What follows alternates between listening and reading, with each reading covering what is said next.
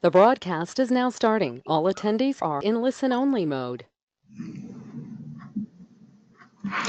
Good morning and welcome to our webinar for the City & Guilds Key Stage 4 Technical Award in Hair and Beauty Studies. We thank you for joining us, and there will be two presenters today. Myself, Sarah Fioda. I am the Technical Advisor for Hair and Beauty, and Alison Whittle.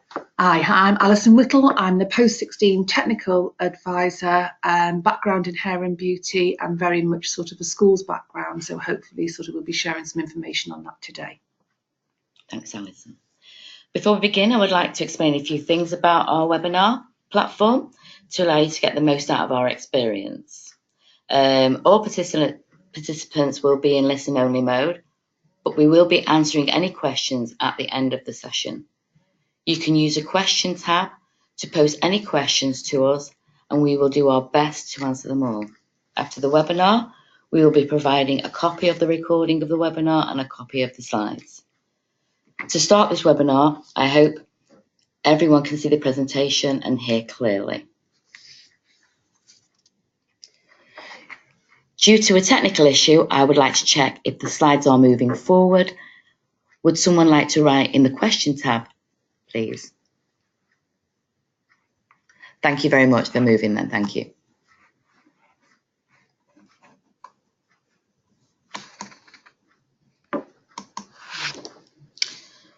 So what we will be covering on this webinar. So the agenda today, we will be sharing some very good news with you. We will also be looking at some testimonials from our 3038. We will be actually having a look at the qualification itself. It's 120 guided learning hours. We'll be looking at the GCSE equivalency points. Alison will be taking us through that. We'll also be looking at the assessment requirements for technical qualification on the theory and the practical side, helping you to help your learners get the best out of their qualification. We're going to be looking at the theory exam and how it's made up and how the marks are allocated.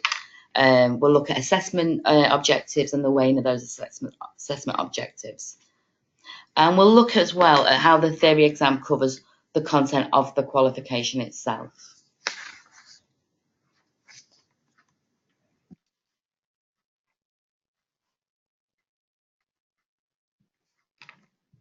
I'll also have a snapshot of the exam guide, sorry about that.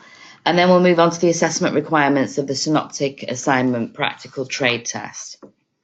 We'll have a look at we'll go through some of those key points. We'll look at the assessment objective and weight bands for the Synoptic. We'll look at a plan we have to help you with your assessments, whether you'll go take this program over a 1, a 2, or a 3 year. With the generics of courses that we have for you, resources we have for you, things like key dates for the academic year. And we also have a Chief Moderator's webinar on the new exam guides that I'll be going through today that you can always pick up off from YouTube or from our website. And that's going through best practice for marking.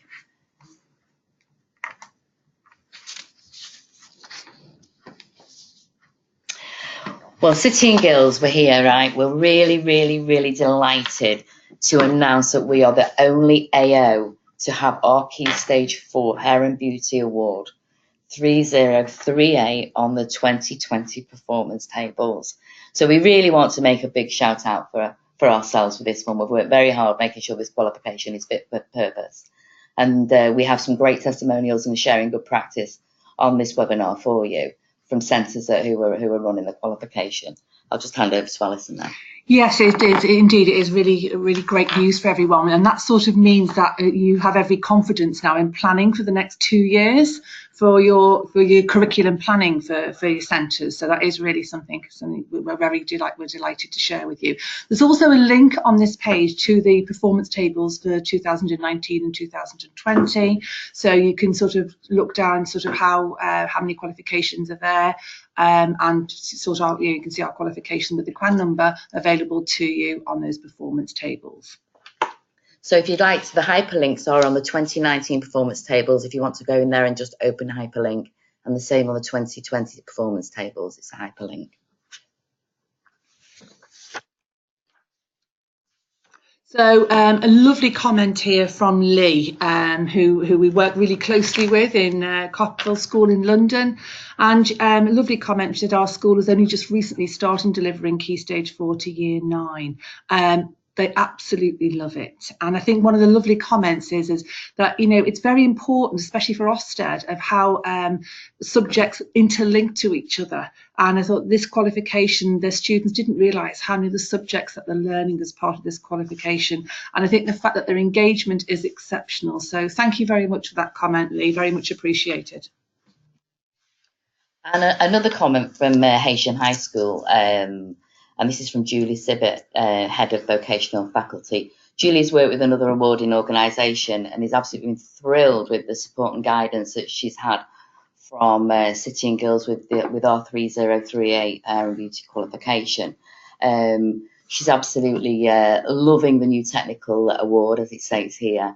And like I said, the support that she's received so far has been overwhelming. Students are really enjoying the course. They were observed by another trust, which is amazing. That's really good. And the feedback that they received was that the students were all engaged through the whole practical session, and they could see how the theory and practical session were working well together, and the learners progressed. Progress was easy to see. So again, you know, just some really good testimonials of how well this year our Key Stage 4 has been received.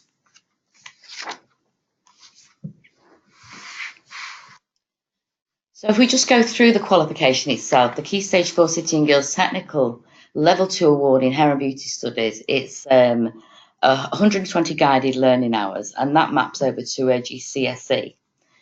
Now this qualification is made up of 3 mandatory units. So we have Unit 201, that's Exploring the World of Hair and Beauty. Then we have Unit 202, The Science of Hair and Beauty. And we also have 203, Design in the Hair and Beauty sector. Now, if we look at the guided learning hours, how they're split, we can see there that 202 is quite a big unit, the science of hair and beauty therapy. Unit 203 is very much like Create an Image unit. Learners are to present an image and do hands-on hair and beauty skills. So it's a really, really good unit. This is our practical unit. So they do all the research, they do everything that they need to do, and then they design that. So this gives our qualification, I feel, that practical twist. Why do learners want to come into hair and beauty? They like the practical side of it. So we're very happy that this works well, and people are really enjoying working with these 3 units. Hi, just going back, Alison, back again now. So it's the grading of the technical awards. So I'm not going to read everything sort of on the screen, but it's really good to use this as a pointer. Really, our technical awards are reported on a 4-grade scale, which is, you know, a fail, a pass, a merit, and a distinction. Now, what that means is both assessments, which is the exam, the knowledge test at the end, and the synoptic assignment must be achieved at the minimum of a pass for the qualifications to be awarded. That means there is no compensation. So, you know, unfortunately, students will not be able to receive the certificate and the award should they not pass both components of the qualification. So the table below really is helpful to you to show that how the grades awarded with technical awards compare to those points on the 9-to-1 scale for GCSEs. So the difference being really is we've got the A, which was now distinction, which is now a 7 in schools. We have a merit currently, which is a pass, a 6, and a pass, which is a 5/4. Now, the reason we put 5/4 is that Ofqual may decide to alter those grades in line with GCSE grading for 2019. So there's sort of indication of how the grades compare to GCSEs on the 9-to-1 scales. Just to sort of share with you how we arrive at our distinction star. It is really the top 10% who achieve the distinction overall will be upgraded, so aggregated to a distinction star, which is currently is at 8.5 points on the GCSE grading scale.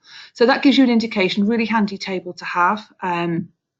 And I hope that really helps there. So if there are any changes, we will be letting you know via sort of our alerts if Ofqual do decide to change those grades at any one point.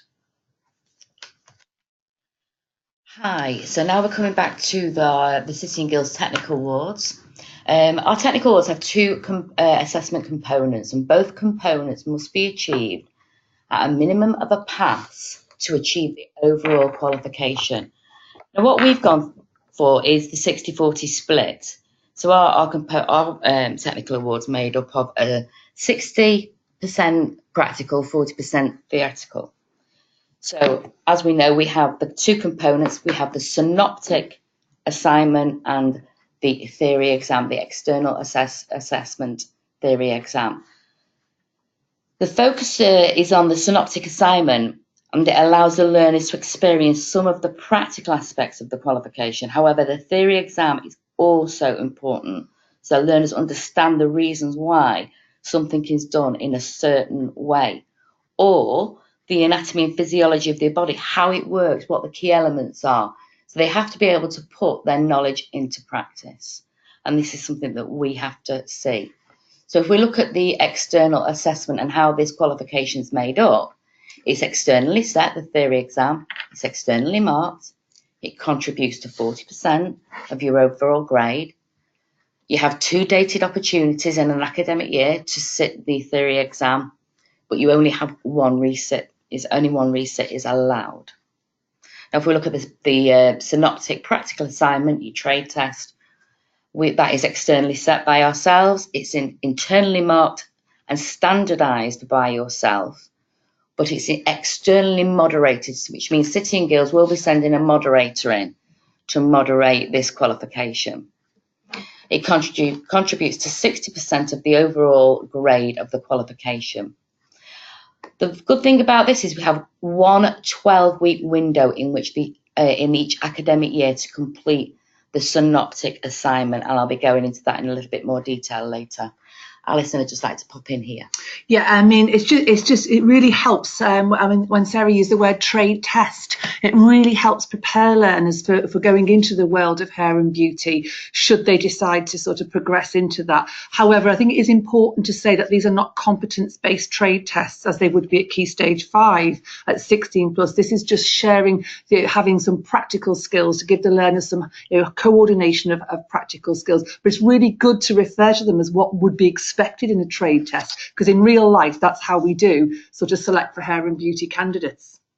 I know one of our centres who they made a testimonial, that is basically what they call it, a trade test. It's preparing the learner for the world of work, and they will obviously go through a trade test. So it's good to start using terminology that they're going to come across later on in their career. Now, with this synoptic assignment, we do have that 1 12-week window. The academic year, there's only one resit allowed, and that is not in the same academic year. So what we're going to have a look at first is the assessment requirements for the theory exam. And as I stated on the previous slide, the theory exam is 40% of the overall grade. It's an external assessment, and the theory test lasts for 2 hours. So it's a duration of 2 hours. Now, when we say 2 hours, we mean 2 hours. We want the learners to stay in that session for 2 hours. Lessons learned from last year, and at Key Stage 5, some of the learners were in that session for an hour. Guess what? They failed their exam. And also when the learners are getting up and leaving an exam, it can be really daunting for learners that are just sat there. So, if it's 2 hours, it's 2 hours. So that's one tip from last year. So lessons learned from last year. The exam is set and marked by City and Guilds. The exam must be sat on a set day and time. So we've already had the 21st of March this year. So everybody who was sitting this exam on that date sat that on the 21st of March at 9:30 till 11:30. And the next dated exam will be the 19th of June. And again, everybody will sit there at 9:30 till 11:30, just like a GCSE. So also on this exam, we have two lots of testing methods. So we can have a paper-based version of the test, or we can have an online version. They're both available. If you would prefer the Evolve route, which is your online, when your exams department book on the Wall Garden, they would just book the learner for 002. If you would require a paper base, then you would book them on for 502. I must stress, don't make sure your exams department don't book them on from both, because that can be quite confusing. It's either one or the other, and this should be done on the needs of the learner. So some learners are great on a computer, some learners freeze. Some learners are not the handwriting is not very good, so they're better on a computer. So this has got to be seen. I think for us as real diversity, and it's brilliant for our learners because it shows Ofqual that we actually do take into consideration the needs of all the learners, that we can be very diverse there. It's showing our differentiation, and that's what we are all about. The actual test itself, it covers that critical knowledge. You'll have between 10 and 12 short answer questions, and that's to test the breadth and depth of the learner's knowledge. And there'll be one in-depth extended response question. That's like your case study. It's like a story, and our learners are great at stories. We all like stories, so that's a good question to have in there, because our learners have done very well with that this year. As I said before, the contribution is 40%. It's graded either a distinction, a merit, a pass, or a fail. And as stated previously, there is only one resit opportunity. The assessment requirements for the theory exam. So we look at these as assessment objectives, AOs. So it's all this terminology that starts to change, and within centres you'll start changing this type of terminology. So the exam guide on this, you're going to see this on the exam guide on the next couple of slides. But I just wanted to highlight this with you. It goes into a little bit more detail on the exam guide, and it helps you to go through the structure. And it's really important for you to fully understand this to be able to prepare your learners for their end knowledge tests. So the exams are based on a set of assessment objectives. And we can see that they're AO1, AO2, and AO4. So that's all. AO1's recall, AO2 is understanding, and AO4 is applying all this knowledge, integrating it, bringing it all together. So the three criteria, as I've just said, is recollection, understanding, and integrated application. And if we can see that AO1, the mark allocation weighs in at 20% for the AO1, which is our typically starts with something like state, identify, list. That's really all that recall that our learners do. Your AO2 is your questions typically start with your explain, describe. These types of questions need a deeper level of knowledge and understanding, as it requires the learner to really think about the questions. And then your AO4, these types of questions bring into some critical thinking that will particularly be awarded higher marks because of that critical thinking. Now, if we look at the way this is all weighed out, recall just comes in at 20% of the mark allocation, the understanding 50%, and the knowledge and integrated knowledge at 30%.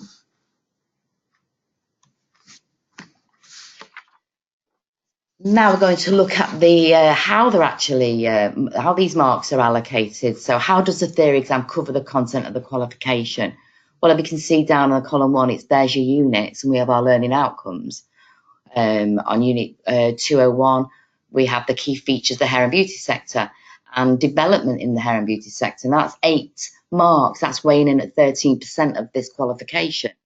If we look at 202, understand the chemistry of the cosmetic industry and products, biology related to the hair and beauty sector, total marks on that are 35, weighing in at 59%. Whereas 203, you've got 3 learning outcomes in there, that's going to be coming in at 5 marks. You're planning, creating, evaluating, and that's coming in at 8%. And then we've got our integrated cross-unit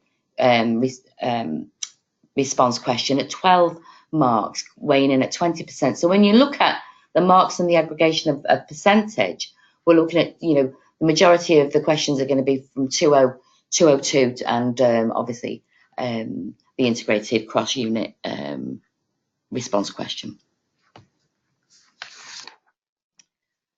So now what I'm going to do is go through a little bit of the exam guide. We're going to go through this. Now, I know it's really hard to navigate on our website sometimes. So what I have done, this big question mark, if you go on there, it is just a hyperlink and it'll take you directly there.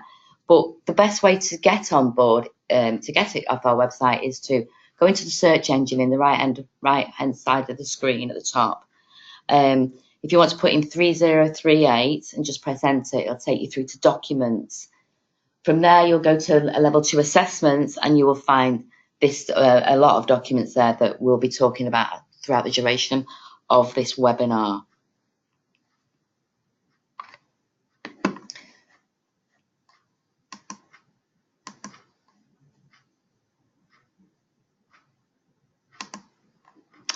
So here we have our level 2 technical award in hair and beauty studies, 3038, and this is our examination guide. Now, our chief examiners have put an awful lot of time and effort into producing this document, and this year the feedback that's been coming back has been amazing. Centres have found this just a wonderful document to actually work with.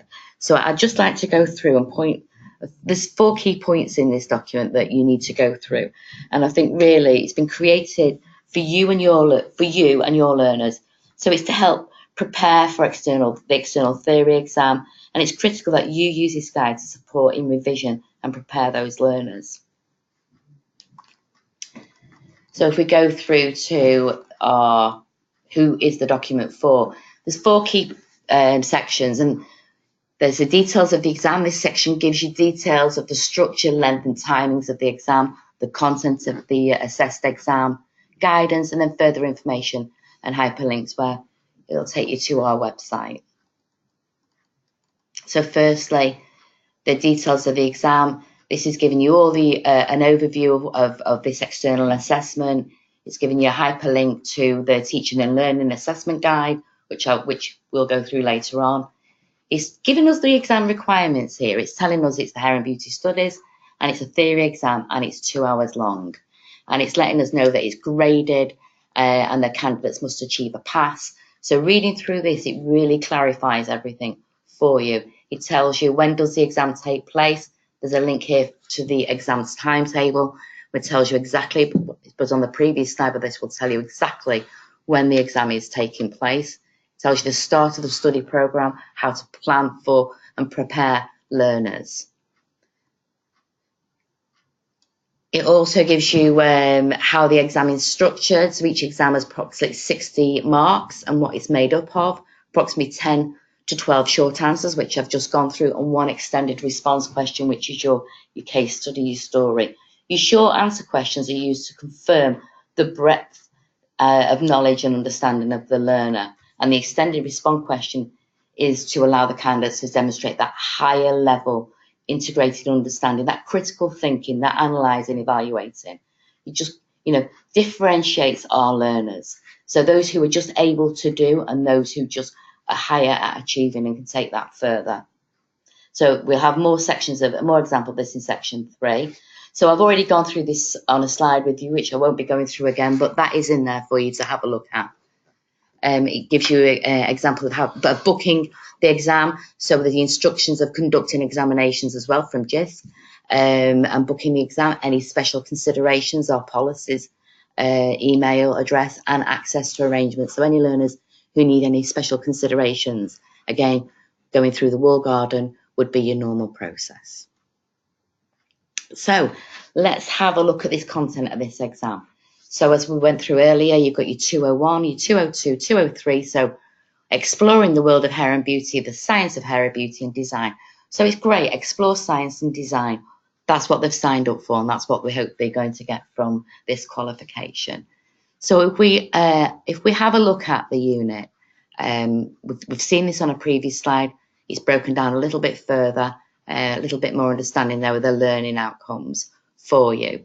And again, we can see that the total marks are 48. So I think that's going to be, the exam's going to be written from all this section. So our writers can only write the exam from all these learning outcomes from the units. So as you can see, I'm going up and down here. They can only write for that. You can find all this information in the handbook. Your handbook's your nuts and bolts. This is what you teach your learners. So we know the total marks for all this section is 48 marks, but your big case study question, as I keep saying, is 12 marks. That's your story, and that gives you your total 60 marks for this qualification. So we're looking at the guidance now. This is really, really important, the guidance. Lessons learned from last year. At Key Stage 5, some of our learners found it difficult to understand the difference between command verbs. So we've put this in our exam manual to help you help your learners to understand what command verbs are. Like we said, they were okay with the state, they identified the list, but when it comes to describing and explaining and having a double barrel question, they found that quite difficult. So it's good. What we found this year is our centres have been getting the learners to highlight what the command verb is in the question and then answer that and doing some extra work on that.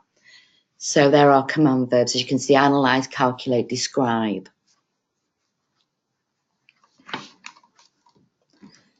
Take you down there. So we're looking at question types now. So as I said earlier, there are 3 different types of questions. We've got our short answer question, which these are your states. So looking at this question, state 2 main responsibilities carried out by a receptionist. Well, the answers we've given you here, the example question answers for the questions, are not exhaustive, but there's some examples for you to be looking at and helping your learners to guide through them. When we come to this structured response question, this is where we have our problems. It's the way we have to explain this ourselves, I think, to learners. They're not used to this type of question. So we're asking them to explain how depilatory products affect the hair structure. That's the first part of the question. So they've got to answer that part of the question. What we found last year was they answered that part of the question, but they didn't answer the other part of the question, or they answered B but didn't answer A. So we need to make sure that they're joining up the A and the B sides of the question, and then it's coherent and making sense with what they're saying. So as you can see there, we've given you some example answers for it. And what they found difficult as well, that I think with the B was they didn't understand the possible negative effects. I think it's our terminology.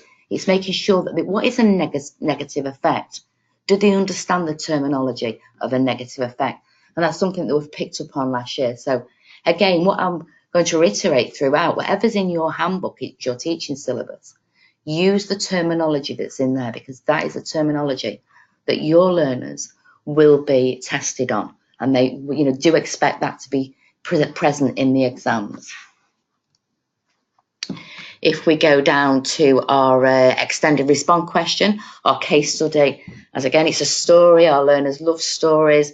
And this is an example question. It's asking us to discuss a variety of factors to consider when designing and developing a website for a chain of hair salons. And we've given you some indicative content here.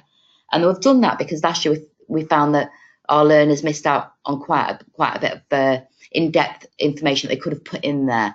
So what we're saying this year is, here's some indicative content. So we want your learners to discuss and write about resource factors. So people, specialist skills in creating a website, the size of the site, the cost of the development, the maintenance with regards to the budget, time scale, the specialist product and equipment, hardware that's required, location in terms of search engine positions.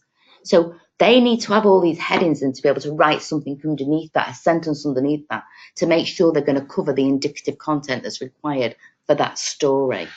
They're going to have to look at the economic factors, the state of the global economy, and how the use of websites can affect GDP. So what I'm saying to you is, you need to give them these bold headings with all the bullet points underneath. And as they get more confident with writing these extended response questions, take the bullet points away, leave the headings. As they get more confident again, just take the headings away and let them run with it. And I think then you're preparing your learners to achieve. We've also given you bands in here, because there's no more pass, merit and distinction, because we don't know the pass, merit and distinction yet. So a band 1 isn't a pass, 2 a merit, 3 a distinction. They are just marks. And what I will say, if a learner gets too many marks in band 1, they will not pass the qualification. So we need to be, pushing our learners to the top end of band 1, band 2, and our high achievers as far as we can. So don't just think because, they've got a few marks in band 1 that they are going to pass. They will fail. So it's very, very important that you understand the bands themselves. And I would like to say here, I think it'd be really good to have a standardisation meeting over the bands so you all understand what bands you're working towards. We have hints and tips at the start of the exam session, answering questions and the extended response.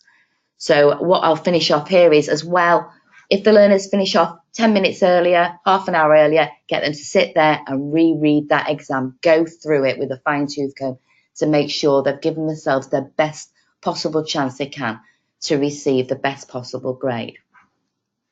Thank you for that.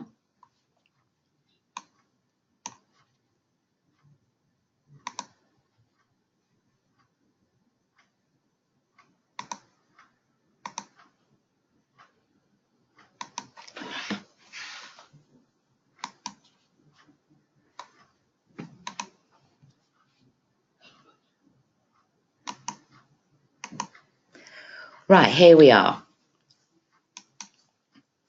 So the assessment requirements for the synoptic assignment.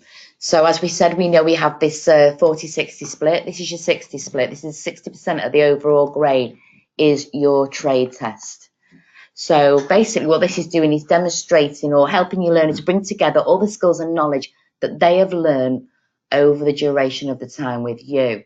So they'll be doing lots of research activities and skills there.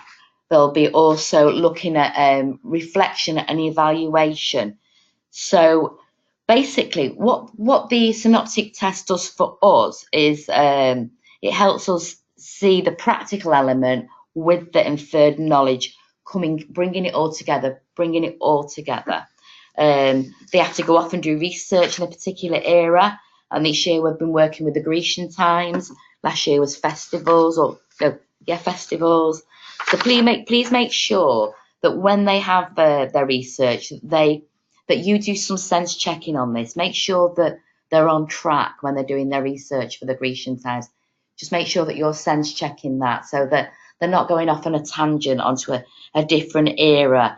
Just make sure it's coherent and they're bringing it together, that they've really understood that brief. So they've got basically, we've gone for the moderation approach, as you can see, because we feel this is a robust in quality and rigour. We've gone for the desk-based approach of moderation. So our moderators are trained up on a national standard.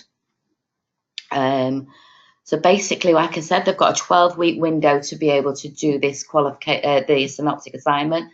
That's going to be from the 5th of February till the 18th of May. For myself, there is no way I would be doing this synoptic assignment within the first couple of weeks of that window.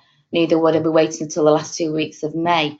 I will be judging when my learners were ready, and I'll be putting my most capable learners in first and giving my ones that we struggled a bit longer to be able to practice, so they can basically maximize the amount of learning time, so they can showcase the skills on the day. So the submission dates are really critical as well. If you want to receive learners' results on time, failure to meet deadlines can cause issues with the results being released. So again, we need all things uploading on time via the moderation portal. So I just want to take you through quickly the AOs for this synoptic. There are 5. We listened to you. We used to have 8 AOs last year. We listened to your feedback. A lot of them crossed over, so we've now reduced them to 5 AOs. So thank you for those who fed back on this. As before, the candidates, the assessment is based on a set of AOs, and they're designed to allow the candidates' actions to be assessed across the following categories. So again, if we go to AO1, that's recall of knowledge. So here we'll be looking at things like health and safety. We'll be looking at things like their posture, their deportment, how they present themselves, also about their research activities and the practical and their evaluation. And this AO is worth 15% of the mark allocation. AO2, well, this is all about understanding the concepts and theories. So again, this is across all 3 tasks the learner has to do to complete the qualification. This is weighing in slightly heavier at 20%. AO3 is your practical. This is your technical aspect. This is task 2. And again, this weighs in at 20%. Your AO4, this is bringing it all together. This is this coherent way of bringing it all together in a logical, integrated manner. And this is getting that depth and breadth of the qualification in a way, in an holistic way. And that's 30%. That's quite a lot when they've got to bring it all together. And then we have our AO5, which is our X factor. This is our eye for detail, or attention to detail. This is the X factor learner.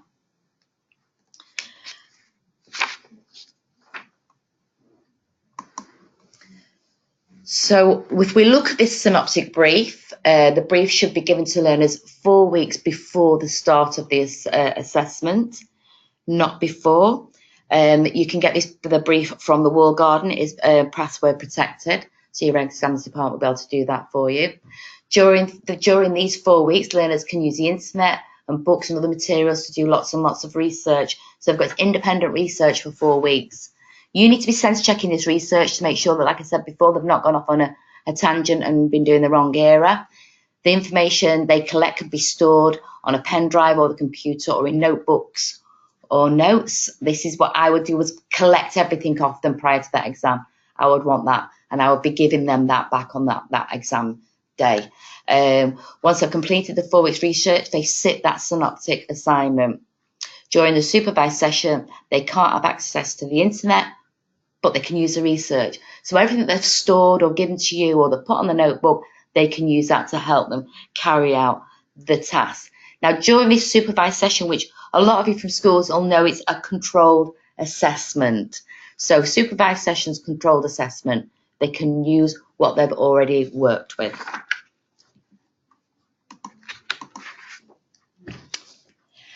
I'm not going through this slide. I'm just going to let you know that there are hyperlinks with a welcome pack, our autumn, winter and spring newsletter. We have our teaching and learning and assessment guides here, our marking and moderation guides, our exam guides, which will change for next year. The last big bubble will take you through to the generic resource guide. So all your hyperlinks are there to help navigate you around our website. Again, I want you to just check before you start. You've got your Key Stage 4 guide, your checklist, your qualification handbook, your qualification report, chief examiner's report. Chief examiner and principal moderator report have given you lots of instant tips of where learners did really well, where they didn't do so well. So again, it's great for you to have a little read of that and be able to put things in place. We've got lots of facts of frequently asked questions, sample question papers, mark schemes, and obviously our webinars. They're all there to support you on this journey and your learner on their journey too. Over to Alison. Hello, hi. Just looking at some hints and tips that we picked up on from providers last year, and that was just going back to that now. It's really important to read all the resource documents and guides, because there's a huge amount of information in there that will really benefit you and your learners. It's really sort of quite unique, this qualification, in the way that you can choose your delivery model for Key Stage 4. It's a very flexible model, which the next slide I'm going to be talking through. If you were to deliver over 1 or 2 or even 3 years. It means that you own the delivery of the assessment. You can decide, which components and the order that you deliver them. So it does give you complete flexibility. And of course, you can split the exam and the synoptic assignment across different academic years, dependent on the model that you select. I think it's really important at this point, though, to remember that you must book on to the synoptic and exam in the correct year. I think, it's really important that you look at your registration dates and make sure that your bookings for that year. And just to reiterate what Sarah said before, if you're choosing an online or a paper-based, it's just 1 per learner. You can't book sort of both for 1 learner, because that will sort of be a problem when you come to sort of sit the exam. So I'm going to sort of talk you through now, helping you plan your assessments for a 1 year. So because it's sort of Key Stage 4, it means that, we realise that you could be delivering this over 1, 2 or even 3 years. Now, each technical award, as we've said before, has 1 theory exam and 1 synoptic assessment. Now, there are 2 opportunities in each academic year for learners to sit the theory or the knowledge test. And there's only 1 12-week window in the spring and summer terms when learners can undertake the synoptic assignment or assessment. So this then really, for a 1-year programme, I've sort of put a visual at the bottom of this, at the slide so you can have a look. That doesn't give you a huge amount of flexibility in a 1 year. So this is how I would suggest, the sort of delivery pattern. Start in September, you would start delivering to your learners. Now, they must be registered within 6 weeks. So you will have a date in October where you must register your learners. The synoptic assignment is going to be released to you in September, and that allows you to plan for your resources and budget. And so you then can prepare your delivery based on the synoptic assessment.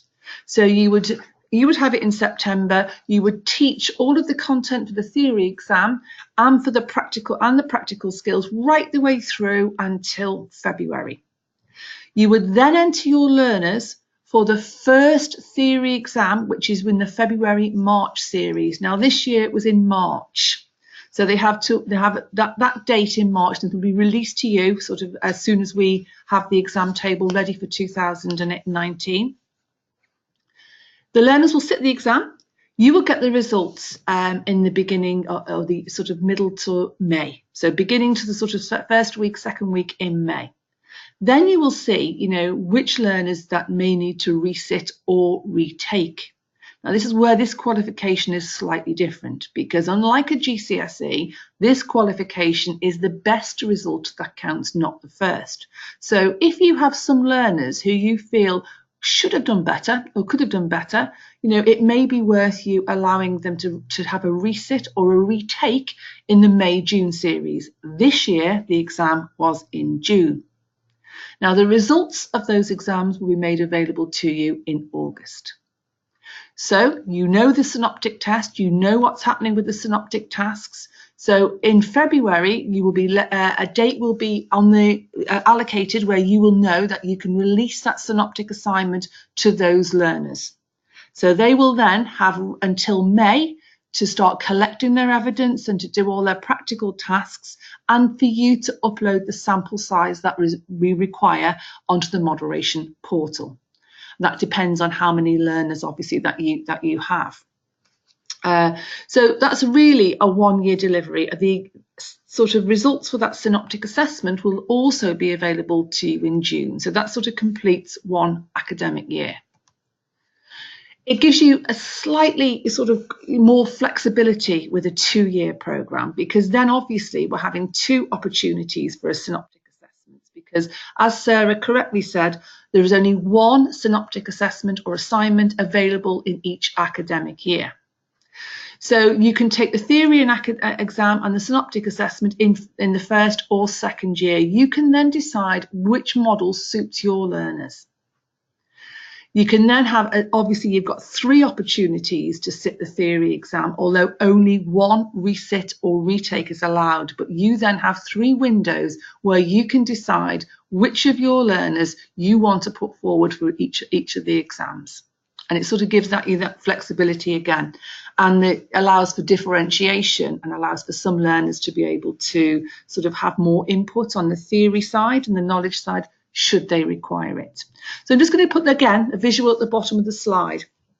I'm going to talk you through a recommended. Now, this isn't sort of something we would say, you have to do. This is just a recommended delivery. So if we look at a 2-year programme, we assume this is in year 10. We would then start delivering our sort of theory and practical for the whole of that year, right the way up until the sort of spring half term.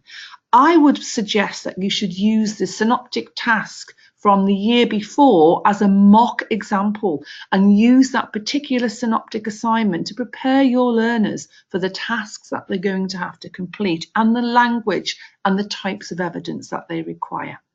And it's quite a fun one because it's very practically based. And as we know, it's festivals and it was Grecian. So I'm sure they would all enjoy doing that. So that in year one, I would suggest you use that as the mock synoptic. I would then be looking at my learners and I would be sort of suggesting that it might be better to enter them for that May-June series in the first year for their first theory exam. That means that you would have the results of that theory exam in August of that year. And it also means that when you start your second year, you will know who needs to resit, who doesn't need to resit, and also when you're going to sort of put them in for their resit. Is it going to be in the February, March into year two, or are you going to wait to the May, June series? So it allows, quite a lot of flexibility. So from September in year two, the synoptic assessment will be released to you as a centre, again, to allow you to plan for your budget and plan for your resources for that year. So then you will be training or teaching your students to be able to sort of provide the evidence and get the practical skills for that particular task for whatever sort of genre or era that is for that year. Then that will be available to your learners again in February. The date will be released on Wall Garden or by an alert. And then they will have between February and May to present the evidence and prepare the evidence and for you to upload that evidence, the sample that we require. You then have an opportunity in February or March to sit the second theory exam. Or you may decide that none of your learners wanted to take it in the first year, so they may all sit it in this February-March window, allowing for a resit in May and June. Just a sort of hint and tip, really. Sometimes if you are working with the school, by the end of April, learners start to disappear and they sort of tend to go off for intervention in sort of subjects that are critical for the EBAC, which of course is science, maths and English. So sometimes it's a really good idea if you can complete your theory exam in the first year. So by May the 18th, you can sort of breathe a sigh of relief and your learners have completed the exam and you have no fear of them being taken off for other subjects. That's a recommended delivery. With a 3-year delivery, as you can appreciate, it would be impossible to write a particular programme for a 3-year delivery, but it did give you another 2 opportunities for an exam and another opportunity for a synoptic assessment. So it allows you to stagger your delivery and to decide which of your learners do you want to put in first and which do you think will need to sort of wait until the very end. And it takes the pressure off you as a tutor having to put everybody in at once should you need to do that. We have curriculum planners that are available on the website, and they give a rough guide as to how we suggest that delivery to help you plan your delivery. So I'm going to hand you back to Sarah now, and I shall look forward to seeing you all at some point. Hi. So we will be expecting similar dates as this year for our exams, but we'll be releasing the exam timetable probably June, July. But as soon as we have that, we will let you know. The reason we haven't got that yet, we need to double check with our schools and centres to make sure there's no clashes with the holidays, half term, Easter dates. So we'll get back to you with that one.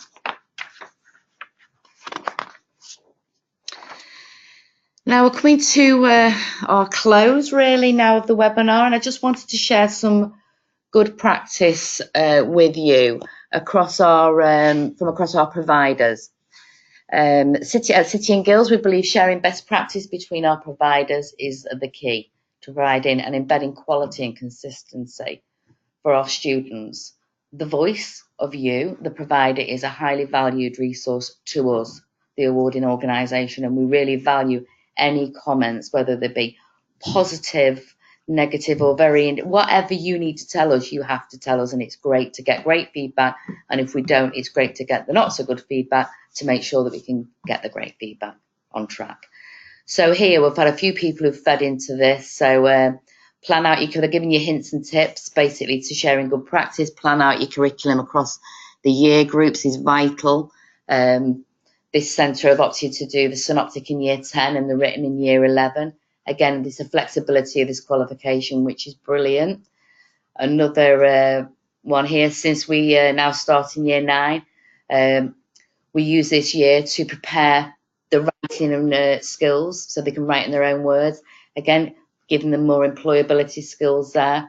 They provide the students with mock synoptic assessments during the summer term, preparing them for the year 10. Great, sharing good practice. For this next one is for preparation of the written exams. We start to embed different aspects of this throughout the year. But from May of year 10, we switch our focus onto the written exam alongside delivering practical lessons to keep them fully engaged. Great. Learners have progressed from 3038 to VRQs or apprenticeship in the past, and they've stayed the course and benefited from the foundation of 3038 has given them. I think 3038 is an absolutely amazing little qualification to get learners, give them the first taste. It's a stepping stone to bigger and better things.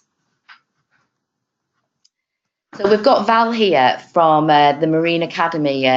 Val's, obviously, I'll be sending these slides out to you. I'm not going to read everything off these slides, but Val has given us some key points, saying given diverse range of abilities of learner that we encounter at year 10, we've adopted a 2-year delivery, which is well supported by the senior management team in their academy, which is great. The sample delivery planners have been great, and although we may not have occasionally tweaked them to fit into our academy requirements, we generally these have been extremely valuable.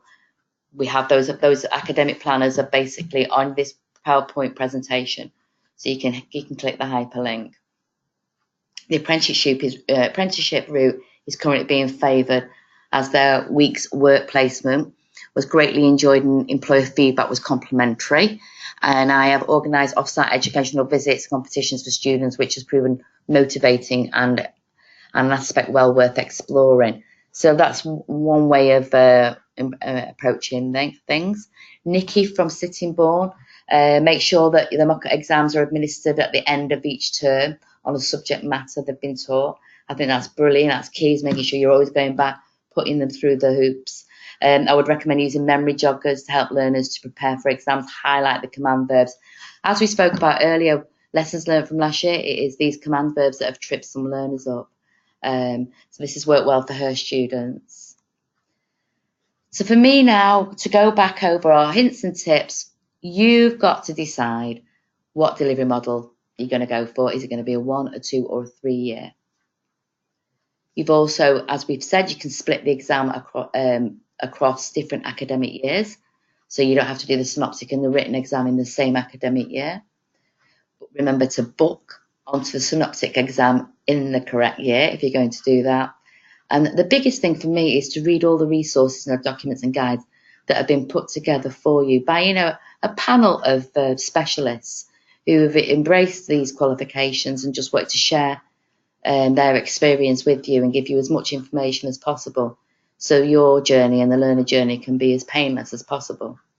Again, if you click on the hyperlink there, which is the suggestion box, that'll take you through to resources on our website. So just let's keep calm, guys. All's good in your world, because you have City and Guilds there with all the resources to help you along the way. Again, we have our technical and moderation support team. They're based in Wakefield. These are a great bunch of guys who are there from 9 to 5 every day, picking the phone up, taking on emails, listening to, answering questions, listening to inquiries, pointing you in the right direction. They're an amazing bunch at Wakefield, doing their real best to make sure that they point you in the right direction. If they can't deal with anything that's generic, the technical queries, whether it be hair and beauty, media, nails, comes through to me, the technical advisor, but the moderation and support team are there for anything generic. But they are, big shout out to the guys, because they really do work hard in making sure that, you know, you get the right information to deliver to your learners. And I would just like to say thank you for listening to this webinar. I hope you have really enjoyed it. I hope it's been informative and punchy. I've probably told you an awful lot of things that you already know, but I think sometimes it's just good to keep going over things. So we really, really do understand it, because the landscape in our educational system is changing every day. We never know. So as I say, thank you very much, and I hope to see you all soon.